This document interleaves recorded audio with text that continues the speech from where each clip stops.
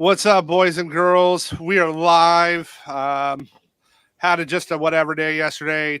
2-2 on a regular bets. Missed the moonshot because Embiid decided to go for 70. Cat went for 63. Didn't miss any shots and give Rudy any rebound opportunity. Just decided to go scorch earth. Dude, I looked. God, books are so evil. They went in at halftime and added live player prop lines for the over for Cat. I saw.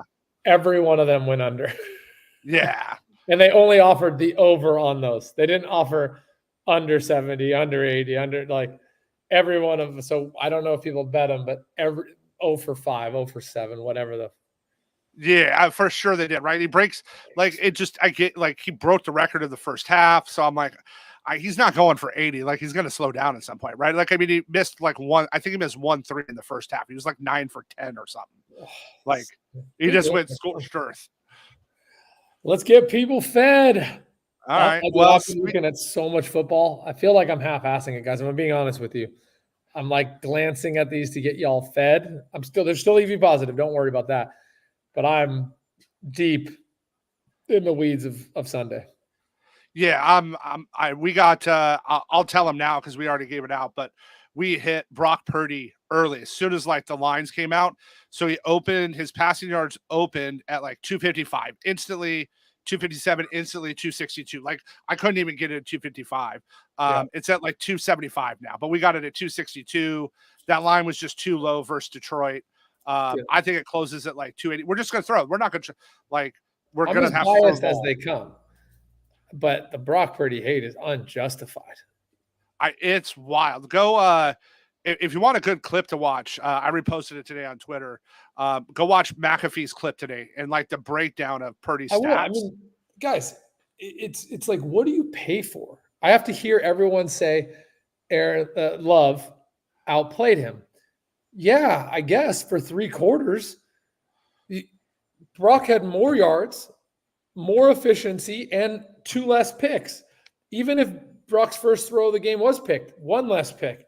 I don't know what you all want. And again, I joke when I compare Purdy to Mahomes, but I mean this is not a joke when I say this. Mahomes, at some points in his career, was one of the luckiest quarterbacks. He had many interceptions bounce off people's faces. And that's just part of the business. So, like, you could say he should have had 1 pick. Fine. You can have that. But still, you want him better in the fourth quarter. You want starting off slow and getting better. You don't want starting off hot and then giving the game away. And I'm not hating on Love. I think Love's going to be a great quarterback. I'm just trying to tell you all that the Brock hate it's weird.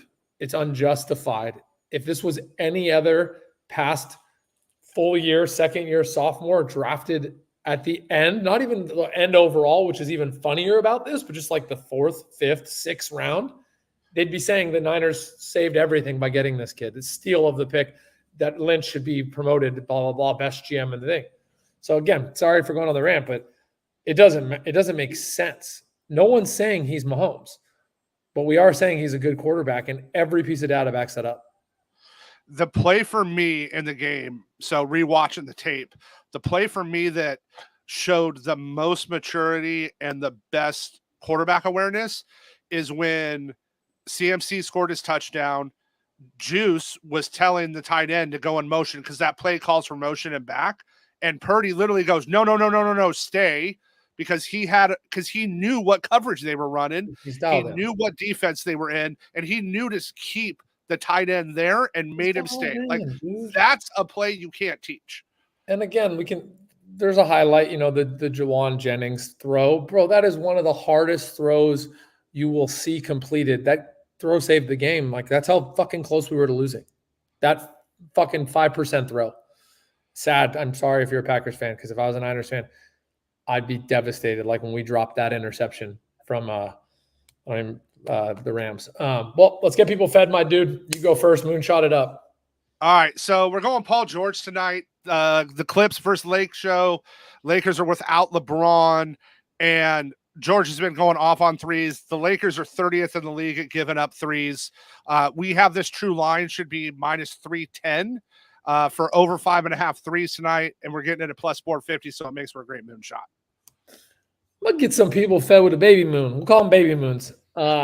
Utah Jazz money line plus 213 on Bet Openly. This is Betalytics play of the day. They like the plus 6.5.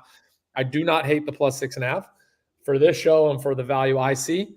Jazz money line plus 213 is my play. I'm going to go a little college basketball. Jamil Telford, Butler tonight, under 22.5 PRA, minus 108. Telford just isn't being called to score right now. And last game he had 9 rebounds. He still didn't hit this. He's only hit it like 1 out of 10. It's just his role. Like, they need him to rebound, get some assists, but they don't need him to put up 15 a night. I just don't understand why the books aren't adjusting this line. So at minus 108 at Bet Openly, it's got a ton of value. I like it, brother.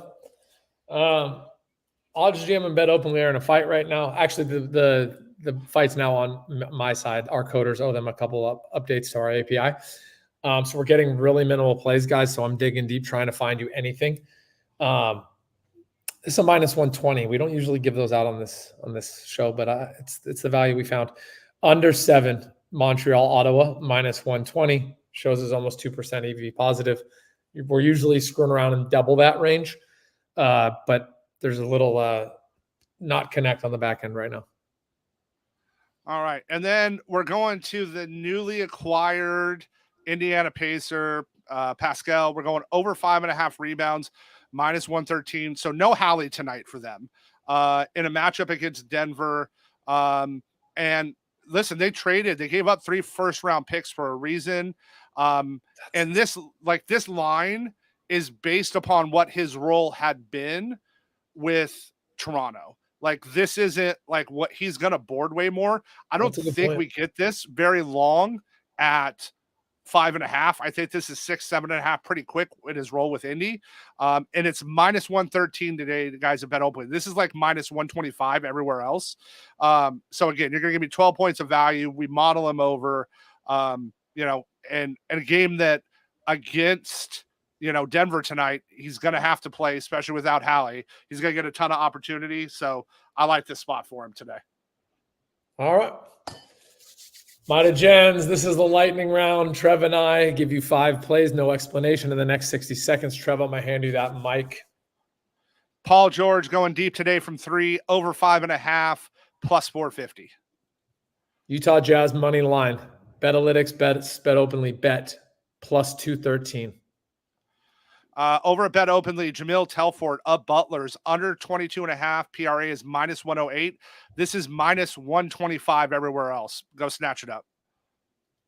Odds Jam, best Bet Openly bet. EV positive, under 7. Montreal, Ottawa, minus 120. And our Bet Openly prop play of the day, Pascal of the Pacers now, over 5.5 rebounds, minus 113 at Bet Openly. The best odds you can get anywhere. And let's go enjoy a little college basketball tonight while we get ready for some big games this weekend. Gang, go Niners. We'll talk soon, brother.